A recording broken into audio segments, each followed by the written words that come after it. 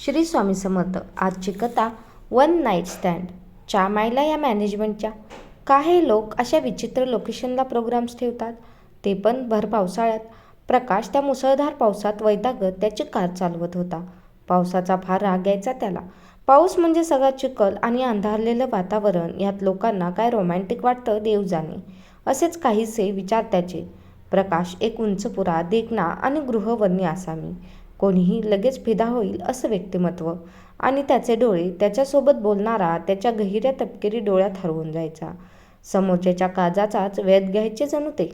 आणि मार्केटिंगमध्ये करिअर केल्यामुळे आपसूक लागवी आणि रसाळवाणी लाभलेली. समोरच्याला नकळत आपलंसं करण्याची कलाच जणू अवगत होती त्याला. एका नामांकित मल्टीनॅशनल कंपनीच्या मार्केटिंग मॅनेजरच्या पदावर गेल्या 4 वर्षापासून कार्यरत होता. आज कंपनीच्या सगळ्या सिनियर लोकांचा रिवॉर्ड्स आणि रेकग्निशनचा प्रोग्राम होता. सगळे मॅनेजर्स, हेड्स आणि कंपनीचे डिरेक्टर्स पण स्वतः हजर होते. मागच्या क्वार्टरमध्ये दणदणीत सेल झाल्यामुळे सगळ्यांना त्या शहराबाहेरच्या फेमस रिसॉर्टमध्ये पार्टी होती. सगळ्यांची सो कॉल्ड भाषणं, पार्टी, दंगामस्ती ह्या गोंधळात निघायला बराच उशीर झाला. तसं रात्रीचे 9 वाजलेले, पण अफाट कोसळणाऱ्या त्या पावसामुळे मध्यरात्रीचा फील येत होता. प्रकाशला तसं पण पाऊस आवडायचा नाही. त्यात या अशा मुसळधार पावसात गाडी चालवायला समोर काही नीट दिसत पण नाही. शहराबाहेरच्या रस्त्यावर सगळंच बिनभरवशाचं. कधी कुठून एखादा दगड कोसळेल किंवा दरड, काही सांगता नाही येत. वैतागत आणि मॅनेजमेंटला शिव्या देत तो हळूहळू गाडी चालवत होता. पुढे दूरवर कुठेतरी एखादी स्ट्रीट लाईट मिणमिणत होती. तेवढ्याशा प्रकाशात त्याला पुढे कोणीतरी गाडी उभी असल्याचं जाणवलं. त्याने जवळ नेत आपली गाडी थांबवली. ही गाडी कुठेतरी पाहिली असं विचारच करत होता, तेवढ्यात त्या गाडीतून कोणीतरी युवती बाहेर आली आणि प्रकाशच्या गाडीच्या काचेवर टकटक करू लागली. आता काच खाली करण्यावाचून पर्याय नव्हता. त्याच्याकडे वैतागत आंबट तोंड करत त्याने काच खाली केली आणि बघतो तर समोर बेला, त्याची सिनियर. माझी गाडी बंद पडली आहे, प्लीज मला पुढे शहरापर्यंत लिफ्ट देऊ शकता का? प्रकाश तिच्याकडे बघतच राहिला. पार्टीला आज चक्क मॅडम साडी घालून आलेल्या. त्या पावसात भिजून अर्धवट मेकअप वाहून गेल्यावर पण खूप सुंदर दिसत होती. भिजलेली साडी तिच्या कमनीय बांध्यावर चिकटून तिच्या शरीराची सुंदरता अधोरेखित करत होती. पावसाचा प्रत्येक थेंब तिला स्पर्शून आज धन्य होत असेल त्याला मनाशी वाटून गेलं.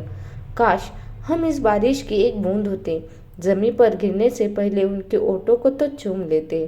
मॅम, सोडतो ना तुम्हाला, त्यात काय? उतरलेला त्याचा चेहरा लगेचच फुलला. बेला, त्याची बॉस आणि सगळ्यात वाईट म्हणजे तिचं लग्न झालेलं, ते पण त्यांच्याच कंपनीतल्या मार्केटिंग हेडसोबत. त्यामुळे सगळे जरा जपूनच असायचे तिच्यापासून. तशी तीही फारशी कोणाशी कामाशिवाय बोलायची नाही, पण प्रकाश मात्र तिच्याशी बोलायला मिळावं म्हणून नसलेली पण कामं काढून जायचा. त्यातही ती त्याला चक्क इग्नोर करायची. त्याला इग्नोर करणारी ती आजपर्यंतची एकमेव व्यक्ती होती. त्याचा चार्म फक्त तिच्यावर चालला नव्हता. आज सकाळी प्रोग्रामला आल्यापासून त्याला काही त्याची ड्रीम गर्ल दिसली नव्हती, म्हणून तो जास्तच वैतागला होता. पार्टीमध्ये थांबण्याचा मूडच नव्हता.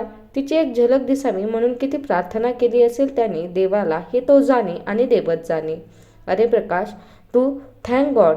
समोर ओळखीचा माणूस बघून बेलाच्या जीवात जीव आला. ती पटकन गाडीत बसली. स्वतःच्या गाडीतून प्रकाशच्या गाडीत बसेपर्यंत ती चिंब भिजून गेली. भिगी हसीना त्याच्या बाजूला बसलीये याच्यावर त्याचा विश्वासच बसत नव्हता. आता त्याला पुढचा प्रवास खूप गोड वाटायला लागला. तो पावसाळी थंड रात्री, धोधो कोसळणारा पाऊस आणि बाजूच्या सीटवर बसलेली ती. कधी नव्हे ते त्याला आज पाऊस रोमॅन्टिक वाटायला लागला. साथ कोई हम सफर हो तो हर सफर सुहाना लगता है. आणि आज तर ती, आज मंजिल येऊच नाही लवकर असंच वाटत होतं. ए खुदा, ए गुजरने वाला, हर लम्हा ठहरा दे, बड़े अरसे बाद महबूब मिला है, आज थोडी गुफ्तगू तो करने दे. प्रकाश. बेला प्रकाशकडे बघत होती. तो अजूनही एकटक तिच्याकडे बघत होता. बेलाने हसतच त्याला बोटाने समोर बघायचा इशारा केला. तिच्याकडे बघायच्या नादात त्याने कार स्टार्ट केली नव्हती. हो शिट, सॉरी, एक्स्ट्रीमली सॉरी. त्याने घाबरून आपली मान वळवली. त्याची ती धांदल बघून बेलाला मात्र आपलं हसू आवरेना. प्रकाश तिला असं खळखळून हसताना पहिल्यांदाच पाहत होता. समोरचा नीरस चिखलमय रस्ता बघण्यापेक्षा तिच्या हसण्यात गुंतून जायचं मन करत होतं. कसाबसा तो स्वतःवर कंट्रोल ठेवायचा प्रयत्न करत होता, पण मन तरीही तिच्याकडे वळायचीच. पाऊस दणकून कोसळत होता, इतका की समोरचं दिसतच नव्हतं. कारच्या लाईटचा उजेड पण जवळपासच विरून जात होता. अगदी अंदाजानच तो कार चालवत होता. शहराबाहेरचा रस्ता असल्याने सगळंच सुनसान होतं. रस्त्यावरचा अजस्त्र अजगरासारखा असलेला अंधार, त्यावर तुटून बेभान पडणारा पाऊस, त्या पावसाचा बधीर करणारा आवाज, एकूणच वातावरण काळजात धडकी भरवणारं होतं. मॅम, तुम्ही एवढ्या रात्री अशा एकट्याच? आणि सर? काहीतरी विचारायचंच म्हणून विचारलं त्याने. थंडी वाजतीये, एसी कमी कमी करशील का प्लीज? नेहमीप्रमाणे आताही बेलाने सरळ इग्नोर केलं त्याला. रागच आला होता तिचा, पण काहीच न बोलता त्याने एसी बंद केला. बॅक सीटवर ब्लेझर आहे ते घालू शकता, म्हणजे थंडी थोडी कमी वाटेल. त्याने समोर बघत बॅक सीटजवळ बोटाने इशारा केला. तसं पण तिच्याकडे काही पर्याय नव्हताच. तिने काही न बोलता चुपचाप ब्लेझर घातला. मगापर्यंत हवा हवासा वाटणारा प्रवास तिच्या अशा वागण्याने नकोसा वाटायला लागला. आपला अपमान करण्यासाठी म्हणून देवाने हिची भेट घडवलीये उगाचच त्याला वाटून गेलं. मनातल्या मनात रागवला, पण देवाला तो पुढचा बराच वेळ तो स्वतःच्याच मनात भांडत होता. सॉरी प्रकाश. तिला कदाचित स्वतःच्याच वागण्याचं वाईट वाटलं असावं. का? प्रकाश मात्र रागातच होता. साहजिकच होतं त्याचं वागणं. मी असं इग्नोर केल्यासारखं वागली. बेला ओशाळून बोलली. इट्स ओके मॅम, तो तुमचा पर्सनल मॅटर आहे. मॅम शब्दावर जोर देत प्रकाश समोर बघतच उतरला. ऑफिसच्या बाहेर मी बॉस नाहीये तुझी. You can call Bela. त्याच्याकडे बघत तिने एक नाजूक स्माईल दिली. नाही, मॅमच ठीक आहे. प्रकाश अजूनही तिच्याकडे बघत नव्हता. त्याच्या अशा लटक्या रुसण्याचं खरं तर तिला हसू येत होतं. बरं मग मॅमची ऑर्डर आहे की मॅमला बेला बोलायचं? ओके बेलाजी, प्रकाशने हसतच रिप्लाय केला. त्याचं तसं हसणं तिच्या काळजाचा ठोका चुकवून गेलं. ओहो, सो मच ऑफ रिस्पेक्ट. हा, बेला चेहरा वाकडा करत बोलली. हो, मी नेहमीच देतो, पण बेलाजी इग्नोर करतात. प्रकाश आता खेचायच्या मूडमध्ये होता. यू? बेलाने त्याच्या खांद्यावर बुक्कीच मारली आणि हसायला लागली. मग बराच वेळ त्यांची मस्ती चिडवाचिडवी चाललं होतं. एक विचारू? प्रकाश थोडा गंभीर होत बोलला. विचार ना. खरीवाली बेला कोणती म्हणायची? ही आता माझ्या बाजूला बसली, ती भिगी हुई कमसीन हसीना, की ती ऑफिसवाली खडूस बॉस? प्रकाशने हसतच तिला डोळा मारला. मी खडूस बॉस काय? तिने अजून 2-3 टपली ठेवून दिल्या. आणि ऑफिसमध्ये सुंदर नाही दिसत का मी? सुंदर? हट, असली माल दिसते ना. उफ. प्रकाशने दीर्घ श्वास सोडत मागे कोसळण्याची ॲक्टिंग केली. लग्न झालंय म्हटलं माझं. बेला लटक रागावली. ठीक आहे. तो पुन्हा समोर बघत कार चालवू लागला. पण लाईन मारायला परमिशन आहे. हसू कंट्रोल न होऊन तिने आपला ओठ दाताखाली दाबला. असली गोड दिसते ना तू हसताना. ऑफिसमध्ये तू फारसं हसत नाहीस, पण जेव्हा केव्हा मला टेन्शन येतं ना, मी तुझ्याकडे बघतो. तुझी एखादी स्माईल पण मला एनर्जी देते. प्रकाश एकटक पाहत तिच्या डोळ्यातील भाव वाचायचा प्रयत्न करत होता. खरंच बेला मात्र गंभीर चेहऱ्याने पापणी न हलवता प्रकाशकडे पाहत होती. देवा शपथ. प्रकाशने गळ्याची शपथ घेतली. अजून काय काय हरकत करत असतो हा? तिने डोळे मिचकावत प्रश्न केला. आहे खूप काही, पण उद्या माझा जॉब जाणार नसेल तर सांगेन. त्याच्या उत्तरावर ती चक्क लाजली. प्रकाशसाठी तिचं लग्न लाजणं अगदीच अनपेक्षित होतं. आताच तर कुठे खरी बेला उलगडत होती. ऑफिसमधील ती खडूस बॉस बेला आणि ही अल्लड बेला, किती जमीन आसमानाचा फरक होता. त्यात तिचं असं लाजणं त्याच्या काळजावर वार करत होतं. काश ती सिंगल असती. बेला, त्याने हळू आवाजात तिला हाक मारली. त्याच्याकडे न बघताच तिने हुंकार भरला. तू वेळ लावतेस मला. तुझे हे ओले केस, खट्याळ पण खूप काही लपून ठेवणारे डोळे, थरथरणारे ओठ, फुलणारं नाक, तुझ्या भिजलेल्या शरीराचा गंध आणि त्यात हे डोळे बंद करून ओठ दुमडून लाजणं वेळ लावतायत मला.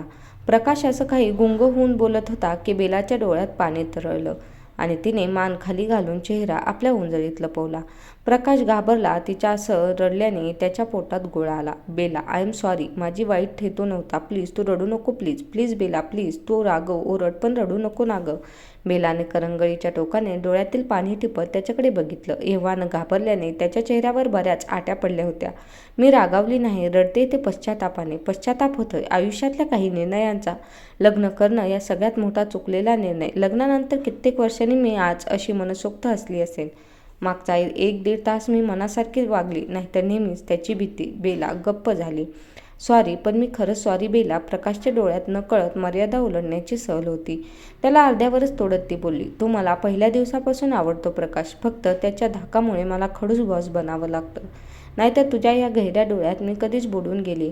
कित्येकदा त्याच्या मिठीत पण मला तुझे नकळत झालेले स्पर्श आठवतात. आणि तिने लाजून मान खाली घातली. पण गुलाबी गालावर गुलाब फुललेले होते तिच्या. प्रकाशने तिच्या गालावर अलगद हात फिरवला. तिच्या मऊ गालाला नाजूकपणे खेचलं आणि विचारलं, आणि काय? त्याच्या पण ओठावर हसू पसरलं आणि तिने अलगद आपला हात त्याच्या हातावर ठेवला आणि त्याच्या गालावर आपले ओठ टेकवले. क्षणभर त्याला जे घडलंय ते समजलं नाही. त्याच्या अंगावर रोमांच उठले. एक गोड शिरशिरी सर्वांगातून लहरत होती.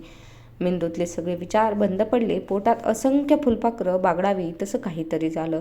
धुंदीत त्याने गाडी थांबवली. गाडी का थांबवली तिने मागे सरत विचारलं. मी ब्लँक झालोय. आता काहीतरी झालं ना? तिच्यापेक्षा त्याचेच गाल लाल झालेले. तिने म्युझिक प्लेअरवर गाणं चालू केलं. दिल संभल जा जरा. त्याच्याकडे बघत ती नाजूकशी हसली. त्याने अत्यानंदाने डोळे अर्धवट मिटले. तिने पुन्हा आपले ओठ त्याच्या गालावर टेकवले. नकळत त्याच्या तोंडून उद्गार निघाले. आता तिचे ओठ त्याच्या ओठांजवळ होते. त्याचे गरम श्वास तिच्या ओठांवर रुंजी घालत होते. तिच्या ओठांचा सुगंध तो आपल्या श्वासात भरून घेत होता. किती वेळ असा गेला कोणास ठाऊक. कोणी कोणाच्या ओठांना आधी स्पर्श केला माहीत नाही, पण पुढचा कितीतरी वेळ ते ओठांनीच ओठांशी बोलत होते. बराच वेळाने ते दूर झाले, पण चुंबनामध्ये चुंबकापेक्षाही ओढ असते त्याने तिला आपल्या अंगावर ओढलं. त्याच्या सीटवरती त्याच्या मिठीत अशा अवस्थेत होते. तिने आपले हात त्याच्या मानेभोवती गुंफले. त्याने तिच्या कमरेला आपल्या हातांचा विळखा घातला. तिच्या मऊसार बोट आता त्याच्या चेहऱ्यावर फिरत होती. त्याने मनातल्या मनात रंगवलेलं चित्र आज प्रत्यक्षात उतरत होतं. आज ती त्याच्या एवढ्या जवळ होती की तिच्या हृदयाची होणारी धडधड त्याला ऐकू येत होती. या क्षणी तो स्वतःलाच विसरून जात होता. त्याच्या डोळ्यावर फक्त आणि फक्त तिच्या मिठीचा असर होत होता. गाडीमधलं वातावरण आता गुलाबी गुलाबी झालेलं. अंगातून सळसळणारं रक्त आता गरम होत होतं. आता ती ओढ काही शांत होणार नव्हती. प्रकाश, तिचे गरम उसासे त्याच्या मनाला लागलेली ओढ अजूनच तीव्र करत होते. त्याने तिचा लाजरा चेहरा आपल्या ओंजळीत पकडला. सगळ्याच गोष्टी बोलायच्या नसतात विडू, काही न बोलताच समजून घ्यायच्या असतात. त्याने तिची हनुवटी आपल्या चिमटीत पकडून तिचा चेहरा वर केला. तिच्या या लाजेने चिंब भिजलेल्या चेहऱ्यावर आपल्या उष्ण श्वासांची फुंकर घातली. तिच्या त्या घायाळ करणारे डोळे मिटणाऱ्या पापणांना ओठांनी गोंजारले. तिचं अंग शहारलं. बोलू दे की जरा तुझ्या लवणाऱ्या पापणीसोबत. त्याने लपवलेली गुपितं ऐकायचेत. खेळू दे ना लहरणाऱ्या बटांसोबत. त्याच्या गंधात हरवून जायचंय. स्पर्शू दे तुझ्या थरथरणाऱ्या ओठांना. त्यांचं लाजणं डोळ्यात साठवायचंय. गोऱ्यापान पण पावसाच्या माऱ्याने लालसर झालेल्या कांतीवर हुरहुरीचा काटा चढला होता. एकमेकांभोवती गुंतलेलं मिठीचं पाश अजूनही घट्ट झालं. श्वासागणिक श्वास गुंफत गेले. लज्जेचे सारे पडदे क्षणात गळून पडले. इतक्या दिवसांची ओढ काही स्वस्थ बसू देईना. तहानलेल्या चातकानं बैचेनीने पावसाची वाट पाहत असताना अचानक आभाळ भरून यावं आणि ते कोसळणारा पहिला थेंब मात्र न गात्रात भरून घ्यावा. तशीच ती प्रेमासाठी भुकेलेली त्यांचं बरसणारं प्रेम स्वतःमध्ये साठवून घ्यायचा प्रयत्न करत होती.